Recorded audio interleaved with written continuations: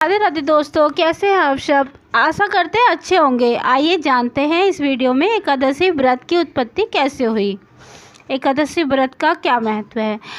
सनातन धर्म में व्रत और उपवास का एक अत्यंत महत्वपूर्ण है। इनमें भी एकादशी का स्थान सर्वोच्च माना गया है। लेकिन क्या आप जानते हैं कि एकादशी व्रत की उत्पत्ति कैसे हुई। यह कोई सामान्य दिन नहीं था, बल्कि साक्षात देवी का स्वरूप है। आज की इस कथा में हम जानेंगे एकादशी देवी की उत्पत्ति की वह रहस्यमयी और प्रेरणादायी कथा जो स्वयं श्री विष्णु द्वारा कही गई है। यह कथा श्री विष्णु पुराण और भविष्य पुराण में वर्णित है। सतयुग के समय की बात है। दैत्यराज मूर नाम का एक अत्यंत बलशाली राक्षस हुआ, जो स्वयं पृथ्वी और पाताल तीनों लोक को जीतने की लालसा रखता था। वह इतना ताकतवर था कि देवता भी उससे भयभीत हो गए। मूर ने इंद्रलोक पर आक्रमण कर दिया। देवता भयभीत होकर भगवान विष्णु की शरण में पहुँचे। भगवान ने दैत्य मूर से युद्ध करने का निर्णय लिया। यह भीषण युद्ध हजारों वर्ष तक चला।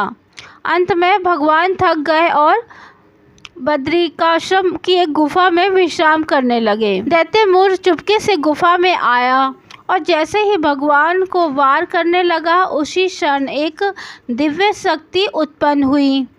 वह तेजस्वी स्त्री हाथ में अस्त्र लिए हुए थी। उस देवी ने मूर से युद्ध किया और उसे परास्त कर दिया।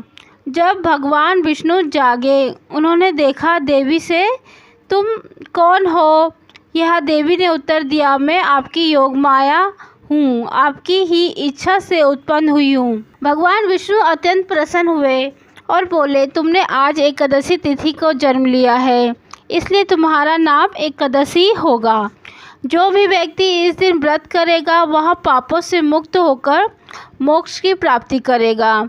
तुम मेरी प्रिय रहोगी और संसार में तुम्हारा पूजन होगा। एकादशी व्रत केवल एक उपवास नहीं है, बल्कि आत्मशुद्धि और परमात्मा की भक्ति का एक माध्यम है।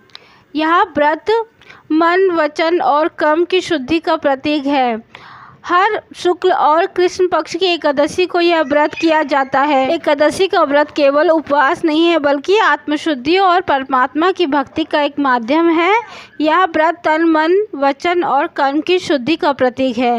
हर शुक्ल पक्ष और कृष्ण पक्ष की एकादशी को यह व्रत किया जाता है और माना जाता है कि यह वह व्रत मनुष्य को जन्म जन्मांतर के पापों से मुक्ति मिलेगी और मोक्ष की प्राप्ति की ओर जाएगा। एकादशी व्रत की कथा हमें सिखाती है कि आप पाप और अधर्म बढ़ जाता है, तब ईश्वर स्वयं कोई दिव्य माध्यम भेजते हैं। एकादशी जैसी देवी उसी दिव्यता का स्वरूप है। आइए हम इस पवित्र तिथि पर व्रत कर और मन की आत्मशुद्धि करें और श्री हरि की कृपा प्राप्त करें।